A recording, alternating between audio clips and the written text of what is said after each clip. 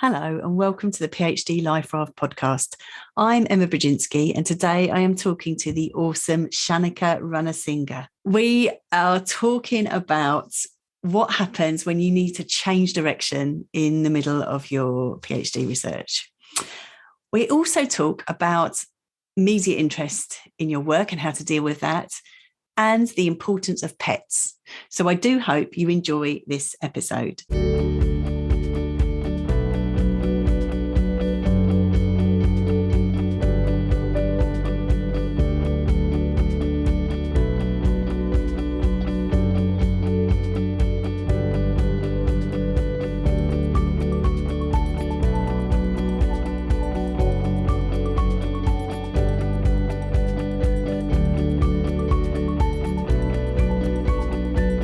Hello, Shanika. Hello, Emma. Really nice to speak to you. Oh, it's so lovely to speak to you. So I have to confess straight away that we know each other.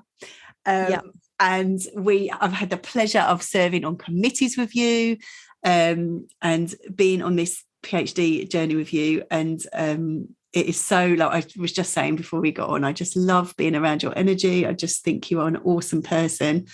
And I've been really impressed about how you have managed your PhD process, which we're going to hear a bit about in a minute.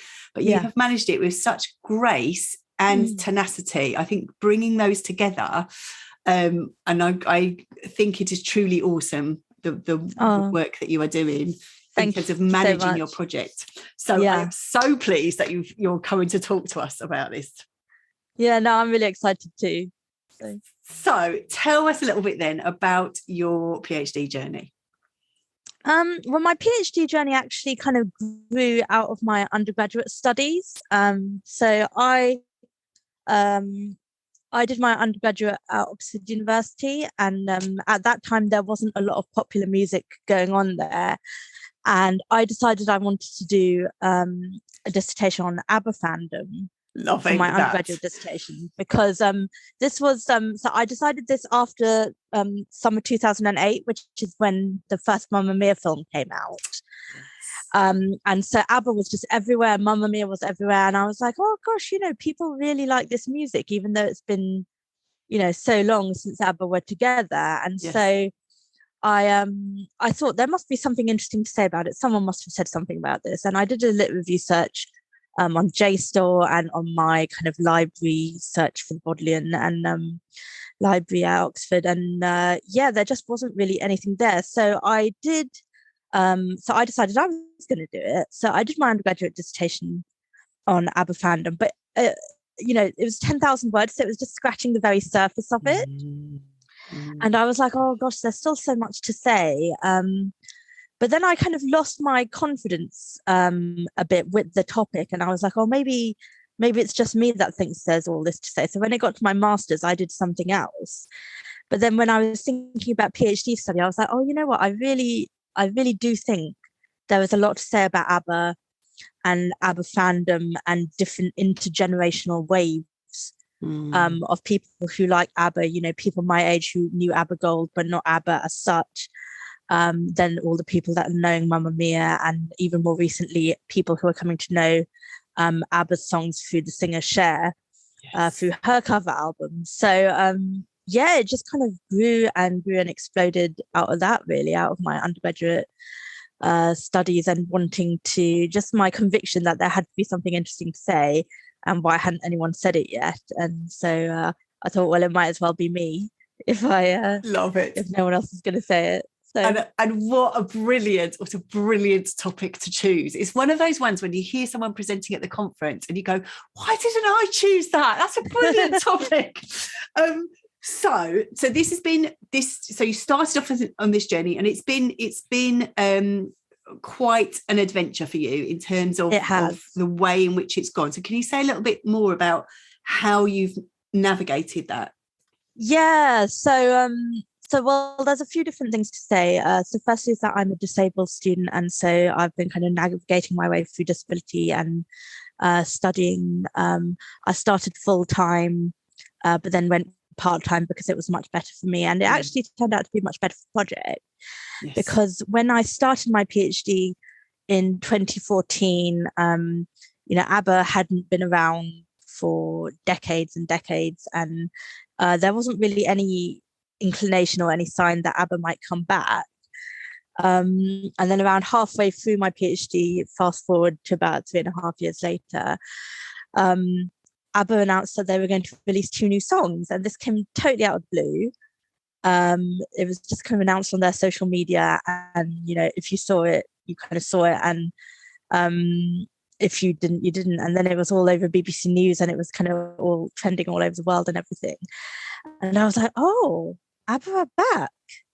And I've been writing about how they're not back, and how, and I was like, oh dear. And so because the whole kind of premise of my thesis had been how and why is ABBA's music still so popular in the 21st century, despite the band having never reformed. So as you can imagine, ABBA coming back, obviously on a personal level, that's really great. I was so happy about that, as well as very shocked, but very happy. But on a research level, it was kind of like, oh, now I have to go away and rethink my whole framing and rethink my whole argument and what is happening, kind of thing. And then fast forward 3.5 years from that, so from 2018 to 2021, and in early on the 2nd of September 2021, ABBA announced that actually it wasn't just 2 new songs that we'd been waiting for this whole 3.5 year delay that had happened due to the pandemic and due to technology and things, but also they were going to release a whole new album. And by this point, I'd firmed up a very good chapter plan about 2 new songs and kind of everything, and then hadn't really thought, oh, there might be an album. So it's been quite a journey in terms of having to keep reframing and refiguring my project. So. Yes, and it's kind of the nightmare scenario, isn't it? That you kind of know what you're talking about, you've got it all together, and then something comes in, and again not unusual because the PhD is a longer project. Things change, the discourses change, or for you, like literally cultural landscape changes. Yes. So how did you handle that? How are you handling that? There's kind of 2 sides to how I handle it. So as I said, like my kind of fan reaction is separate to my research reaction. Yes. Because I do consider myself an ABBA fan, in the sense that I really love ABBA's music and everything like that. So there's the kind of personal emotional reaction, and then there's the kind of research reaction. And so in terms of my research reaction, it was like, oh my god, what am I going to do? Help kind of thing. So so there was a kind of initial panic, and then I kind of had to go back and look at my thesis plan, and I've always been kind of revising my thesis plan as I've gone along, and it's kind of taken different incarnations, but obviously this was quite a major change in how I'm talking about ABBA and ABBA fans. And it's actually what's called so ABBA had moved from being what's called in fan studies a post-object fandom. So that's when the kind of fan, the thing that the fandom is about, so in this case ABBA, has kind of stopped. And so you've got the post-object fandom, and then it had become a live fandom again. So it's kind of what's called Neofandom. And it was just very confusing, very anxiety inducing. It was hard to kind of think what to do, but what I ended up doing was kind of sitting down and looking at the thesis plan like as it stood, and kind of thinking, okay, well, I've got to redo chapter 1 completely now, because my whole premise is that ABBA aren't together, and now they are. And then I had to kind of go chapter by chapter and think how much do I need to change this? And because in 2018, I still had quite a few chapters to write. So I was like, okay, how can I change these and mold them into something that's talking about ABBA here and now? And so I've kind of been trying to juggle past ABBA with present ABBA, and everything that happened in between. So it's been quite a juggling act. Definitely. Yes, and I think, as I say, for a lot of people, it's that kind of nightmare scenario of new things come around and then it changes. But I think it's what you're doing, and I think to remind people that actually the PhD is about a process, and it's about documenting a process. And so this process of you having to revisit and the process itself of kind of watching something transition from that post object, am I getting the terminology right? Post object fandom to Neofandom. That's part of the process. That's what your examiners will want to hear about. Exactly. And so it's kind of grist to the mill. So I think if it obviously very easy for me to sit here and say this, but actually seeing you embrace that and going, okay, so this is going to expand my thesis. This actually is material that will expand what I am working on, rather than it being a catastrophe. Because actually it's you're documenting your process. And that is all that's being asked of you in the PhD work. Exactly. And I've always been kind of led by my field work, because I'm doing an ethnographic study. So I do kind of half social media, half offline research. And so I've always tried to let what's happening within the fandom steer what I'm doing anyway. So in a sense, it was, when I sat down and really thought about it, it wasn't that big a jump to be like, okay, well, this is what's happening with the fandom, to this is what's happening with the music now, which is now reshaping the fandom. So expanding the fandom in that sense. So yes, love that. But of course, it also gave another gift, if you want to see it as a gift, because I do see it as a gift, in terms of you being then put in the media spotlight. So tell us a bit about that. So basically ABBA on the 26th of August, I think 26th of August, so a week before they kind of announced their new album, they set up a website called ABBA Voyage, and on all their social media pages, whether it was ABBA the Museum, ABBA the Fan Club, or the official ABBA page, it kind of said, oh, join this to find out what's happening next. And this got people really excited, because people were like, oh, something's coming, but we don't quite know what. And then I'm not sure how this happened, but Swedish media somehow got hold of they found my Pure profile, that Pure being the Royal Holloway profile page for PhD students. And so I started getting emails from Swedish TV, BBC Radio, Australian radio, New Zealand radio. So it was all quite so within the span of about kind of 10 days or whatever, I had loads of media requests. And I was also asked by The Conversation, which is a website some of you might know. It's about bringing academic work to general mainstream audience. I was asked to write a piece for them, with a very quick turnaround, because they wanted to really capture the moment. And and then I was on ITV News when the album came out in November as well. So it's just been so it's been great exposure for my project, good confidence boost for me, and great to just see. And it kind of reminds you that what you're doing is relevant and important, and that people are interested in it, and it's not just you and your supervisor who think it's really worthwhile. So it's been a good confidence boost, but was quite scary as well. Yes, you never know what people are going to ask you. Yes, exactly. Or how people will react. And I want to see if you have any advice for people in that, in terms of if they do get picked up by the media.